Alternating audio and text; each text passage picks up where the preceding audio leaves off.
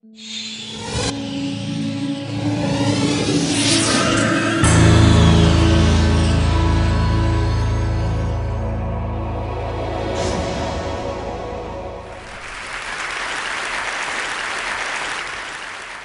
going to speak today about the relationship between science and human values. Now, it's generally understood that questions of morality, questions of good and evil and right and wrong, are questions about which science officially has no opinion. It's thought that science can help us get what we value, but it can never tell us what we ought to value. And consequently, most people, I think most people probably here, think that science will never answer the most important questions in human life. Questions like what is worth living for, what is worth dying for, what constitutes a good life. So I'm going to argue that this is an illusion, that the separation between science and human values is an illusion, and actually quite a dangerous one at this point in human history. Now, it's often said that science cannot give us a foundation for morality and human values because science deals with facts, and facts and values seem to belong to different spheres. It's often thought that there's no description of the way the world is that can tell us how the world ought to be. But I think this is quite clearly untrue. But values are a certain kind of fact. They are facts about the well-being of conscious creatures. Why is it that we don't have ethical obligations toward rocks? Why don't we feel compassion for rocks? It's because we don't think rocks can suffer. And if we're more concerned about our fellow primates than we are about insects, as indeed we are, it's because we think they're exposed to a greater range of potential happiness and suffering. Now, the crucial thing to notice here is that this is a factual claim. This is something we could be right or wrong about. I mean, if we've misconstrued the relationship between biological complexity and the possibilities of experience, well, then we could be wrong about the inner lives of insects. Okay, and there is no notion, no version of human morality and human values that I've ever come across that is not at some point reducible to a concern about conscious experience and its possible changes. I mean, even if you get your values from religion, even if you think that good and evil ultimately relate to conditions after death, either to an eternity of happiness with God or an eternity of suffering in hell, you are still concerned about consciousness and its changes. And to say that such changes can persist after death is itself a factual claim, which, of course, may or may not be true. Now, to speak about the conditions of well-being in this life for human beings, we know that there's a continuum of such facts. We know that it's possible to live in a failed state, where everything that can go wrong does go wrong, where mothers cannot feed their children, where strangers cannot find the basis for peaceful collaboration, where people are murdered indiscriminately. And we know that it's possible to move along this continuum towards something quite a bit more idyllic, I mean, to a place where a conference like this is even conceivable. And we know that there are right and wrong answers to how to move in this space. Would adding cholera to the water be a good idea? Well, probably not. Would it be a good idea for everyone to believe in the evil eye so that when bad things happen to them, they immediately blame their neighbors? Probably not. There are truths to be known about how human communities flourish, whether or not we understand these truths. And morality relates to these truths. So in talking about values, we are talking about facts. Now, of course, our situation in the world can be understood at many levels. There's from the level of the genome on up to the level of economic systems and political arrangements. But if we're going to talk about human well-being, we are of necessity talking about the human brain, because we know that our experience of the world and of ourselves within it is realized in the brain.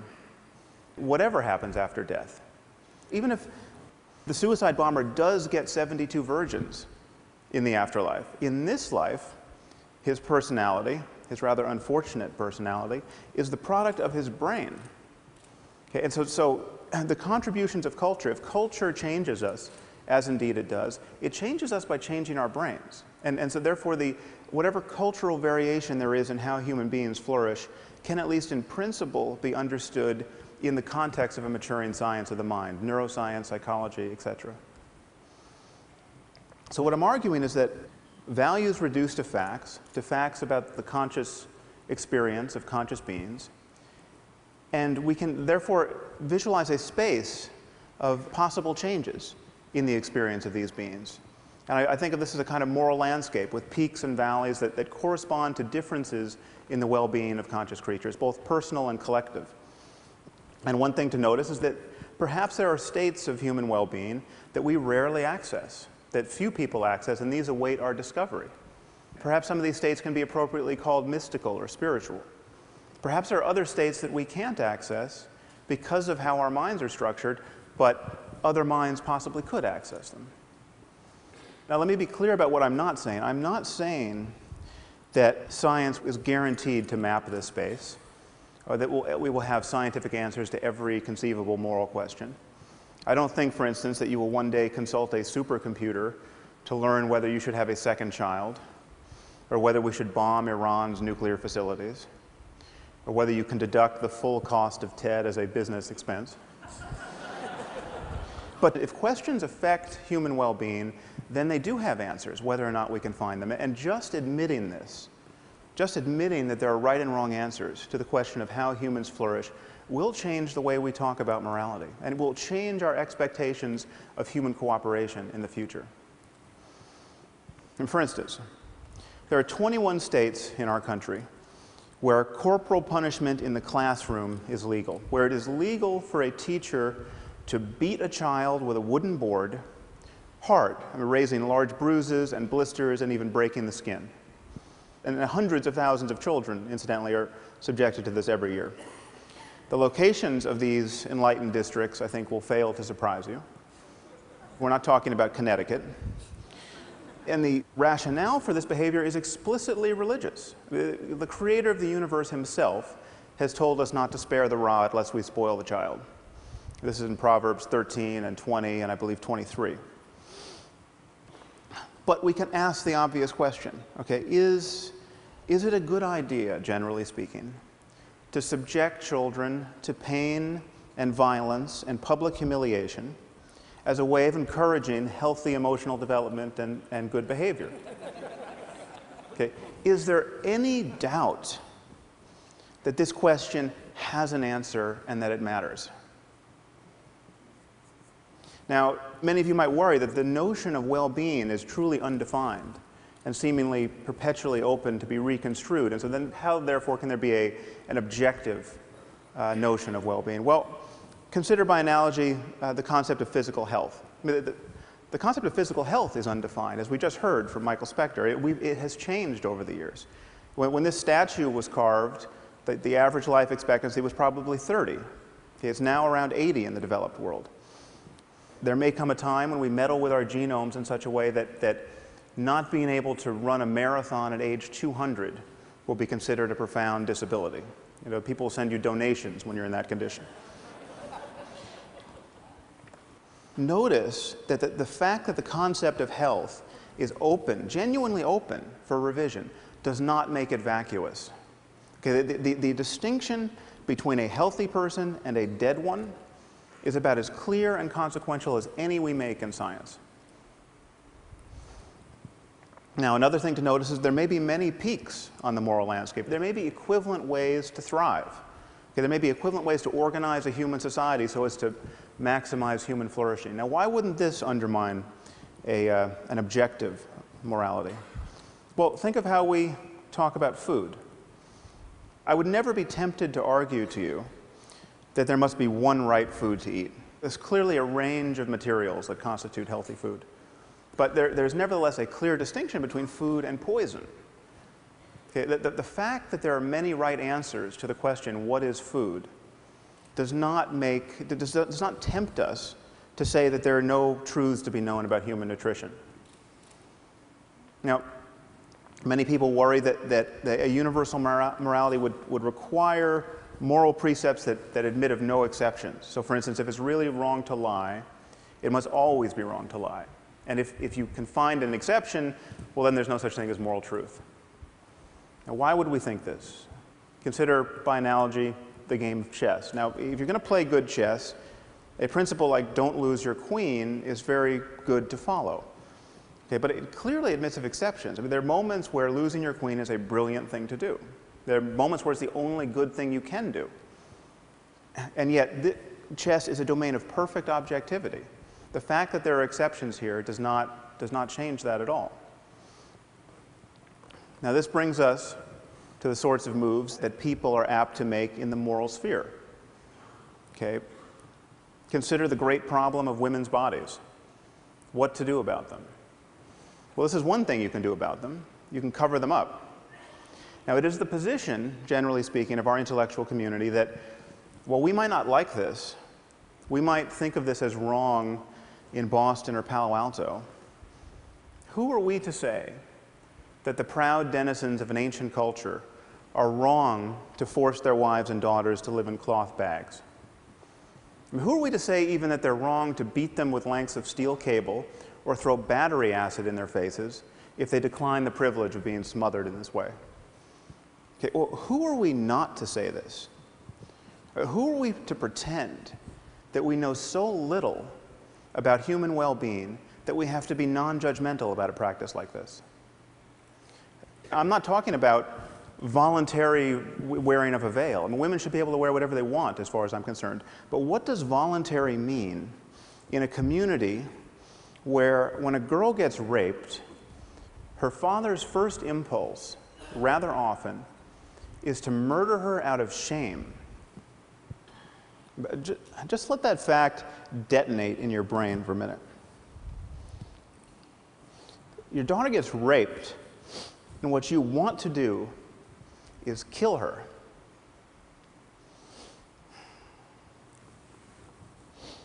What are the chances that represents a peak of human flourishing? Now, to say this is not to say that we have got the perfect solution in our own society. I mean, for instance, this is what it's like to go to a newsstand almost anywhere in the civilized world. Now, granted, for many men, it may require a degree in philosophy to see something wrong with these images. But if we are in a reflective mood, we can ask, is this the perfect expression of psychological balance with respect to variables like youth and beauty in women's bodies? I mean, is this the optimal environment in which to raise our children? Probably not. Okay, so perhaps there's some place on the spectrum between these two extremes that represents a place of better balance. Okay?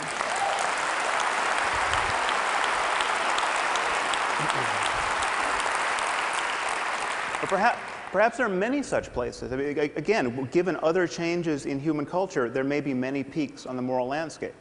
But the thing to notice is that there'll be many more ways not to be on a peak. Now, the irony, from my perspective, is that the only people who seem to generally agree with me and who think that there are right and wrong answers to moral questions are religious demagogues of one form or another. And of course, they think they have right answers to moral questions because they got these answers from a voice in a whirlwind. Okay, not because they made an intelligent analysis of the causes and condition of human and animal well-being. In fact, the endurance of religion as a lens through which most people view moral questions has separated most moral talk from real questions of human and animal suffering. This is why we spend our time talking about things like gay marriage and not about genocide or nuclear proliferation or poverty or any other hugely consequential issue. But the demagogues are right about one thing. We need a universal conception of human values. Now, what stands in the way of this? Well, one thing to notice is that we do something different when talking about morality, especially secular academic scientist types. When talking about morality, we value differences of opinion in a way that we don't in any other area of our lives. So, for instance, the Dalai Lama gets up every morning meditating on compassion, and he thinks that helping other human beings is an integral component of human happiness. Okay, on the other hand, we have someone like Ted Bundy. Ted Bundy was very fond of abducting and raping and torturing and killing young women. Okay, so we appear to have a genuine difference of opinion about how to profitably use one's time. Okay. Most Western intellectuals look at this situation and say, well, there's nothing for the Dalai Lama to be really right about, or for Ted Bundy to be really wrong about, that admits of a real argument, that it potentially falls within the purview of science. Okay, that he likes chocolate, he likes vanilla. There's nothing that one should be able to say to the other that should persuade the other. Now notice that we don't do this in science. On the left you have Edward Witten. He's a string theorist. If you ask the smartest physicists around, who's the smartest physicist around, in my experience, half of them will say Ed Witten. The other half will tell you they don't like the question.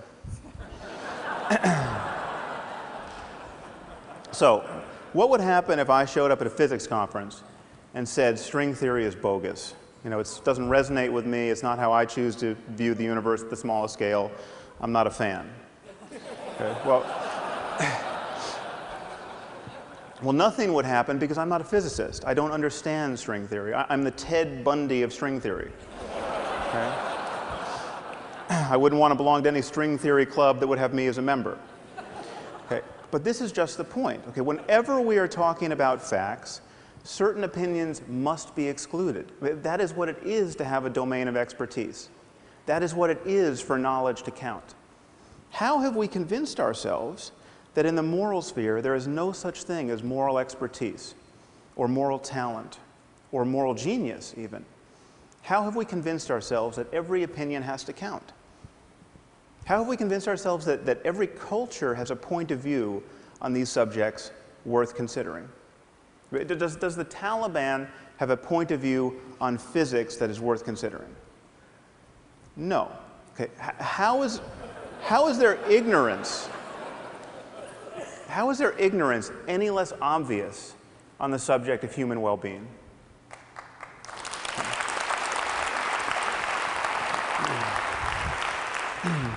So this, I think, is what the world needs now. It needs people like ourselves to admit that there are right and wrong answers to questions of human flourishing. And morality relates to that domain of facts. It is possible for individuals, and even for whole cultures, to care about the wrong things. Which is to say, it's possible for them to have beliefs and desires that reliably lead to needless human suffering. Just admitting this will transform our discourse about morality. Okay, we live in a world in which the boundaries between nations mean less and less, and they will one day mean nothing. We live in a world filled with destructive technology, and this technology cannot be uninvented. It will always be easier to break things than to fix them. Okay, it seems to me, therefore, patently obvious that we can no more respect and tolerate vast differences in notions of human well-being than we can respect or tolerate vast differences in the notions about how disease spreads, or in the safety standards of buildings and airplanes. We simply must converge on the answers we give to the most important questions in human life. And to do that, we have to admit that these questions have answers. Thank you very much.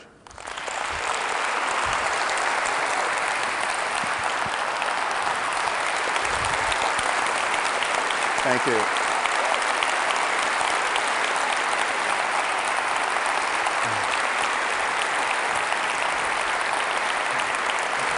I've got a question. Sure. So, some combustible material there. Yeah. Whether in this audience or people elsewhere in the world hearing some of this, may well be doing the screaming with rage thing after as well, some of them. Language seems to me is really important here. When you're talking about the veil, you're talking about women dressed in cloth bags. You know, I've lived in the Muslim world, spoken with a lot of Muslim women, and some of them would say something else. They would say, no, you know, this is a celebration of female specialness. It helps build that, and it's an expression, it's a result of the fact that, and this is arguably a sophisticated psychological view, that male lust is not to be trusted. Right. I mean, can you engage in a conversation with that kind of woman without seeing kind of cultural imperialist? Yeah, well, I think this is, I tried to broach this in a sentence watching the clock ticking, but the question is, what is voluntary in a context where men have certain expectations and and you're guaranteed to be treated in a certain way if you don't veil yourself. And so if anyone in this room wanted to wear a veil or a very funny hat or tattoo their faces, I think we should be free to voluntarily do whatever we want, but we have to be honest about the constraints that these women are placed under. And so I think we shouldn't be so eager to always take their word for it, especially when it's 120 degrees out and you're wearing a full burqa. A lot of people, want to believe in this concept of moral progress, but can you reconcile that? I think I understood you to say that you could reconcile that with a world that doesn't become one-dimensional, where we all have to think the same. Paint your picture of what, rolling the clock 50 years forward, 100 years forward, how you would like to think of the world, balancing moral progress with richness.